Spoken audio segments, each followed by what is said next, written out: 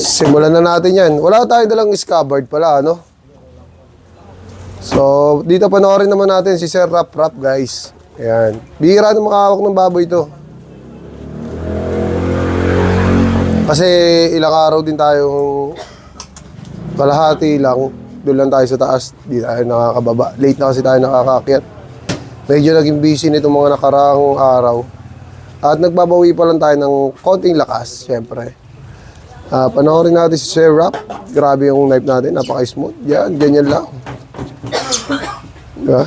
Smooth Victorinox. Salamat nga pala sa nag-sponsor nito sa amin, guys. Pati itong mesh glove. Yan. Shoutout sa inyo dyan sa Canada. Yan, sa mga nangangarap mag-abroad dyan. 4 ribs. May niwasa konting buto. And then tuloy-tuloy lang tayo. Huwag tayong maaawang maghiwa. Basta gawin lang natin ang maayos. Yan. Pakis mo talaga ng knife, oh. Kayang kunin ng 2 minutes to. Yan. Focus lang. Patahin. Parang may sariling baboy to sa bahay nila. Pagawa nga tayo ng wax na baboy. Para kahit wala tayong baboy, na ituturo natin yan, ano. Mahirap yun. Imaginary beef. Imagine naman mo, nagkalas ka naman ng baboy. Pelvic bone. Maraming di naka-appreciate nun. Napagkamalan pa nga tayong baliw. Sir, sana okay ka lang. Hindi nila ma-appreciate. Pag wala kang baboy, tapos wala kang pang-practice, pwede mong gawin yun. Kung sa boxing nga, may shadow boxing eh. Di ba? Meron yang sa slam dunk nga, si Rukawa, nag-i-imagine na kalaban si Sento, mag-isa eh. Di ba? Ganon din dito, guys. Ang kalaban mo dito, future mo. Pag nagawa mo na maayos, nasa isip mo na agad yung abroad, di ba? You know, basic na basic, mahusay na mahusay. No? Alay. Muna itong manok. Kuwang-kuwa na. Ha? Serap rap. Ilan po? Mukha po. Ang tigas eh. Mahusay, mahusay.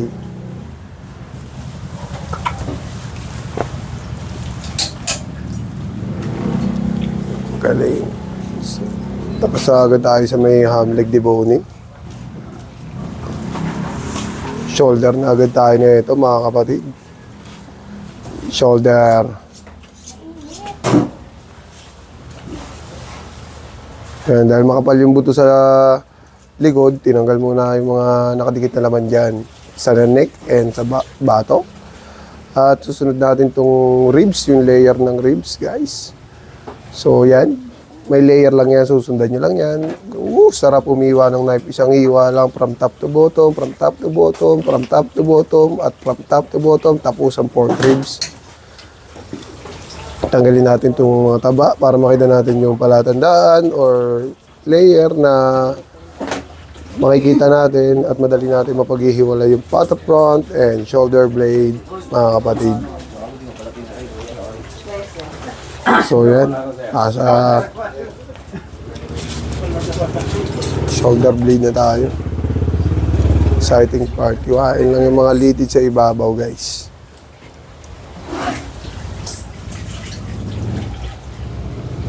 Pinasukan ng daliri.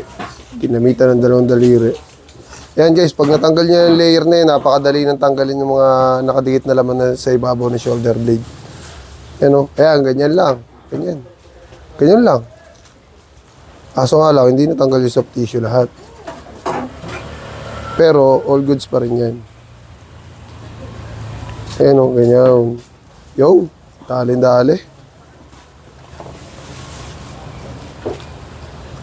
Daling-dali.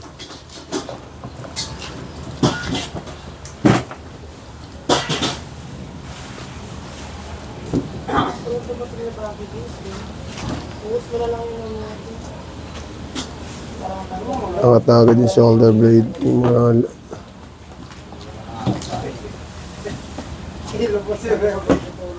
Yan.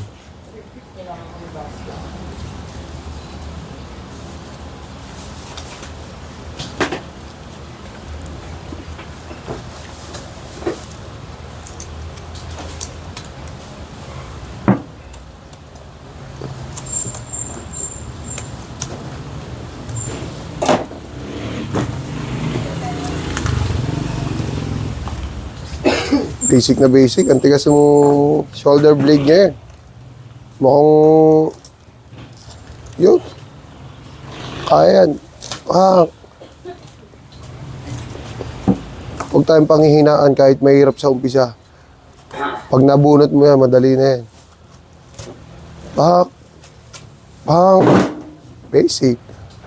Ada front. Ano, iwahan mo lang yung papasok ko.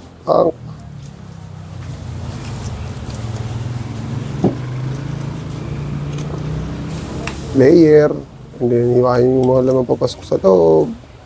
Basic. Palabas, paikot. Paikot-ikot. At natanggal na ang patap front.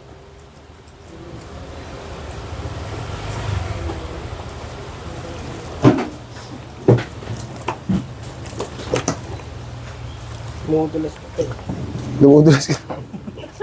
Hinaaway na yung baboy. Dumudulas pa. So, patapos na dito si Sir Rap guys. At sa lahat ng mga makapanood nito, kung umabot kayo dito sa video na to, follow nyo na rin ako. At isa na namang sa pag isang masayang araw na naman sa ating lahat. So, tapos na dito si Sir Rap mga kapatid. And peace out.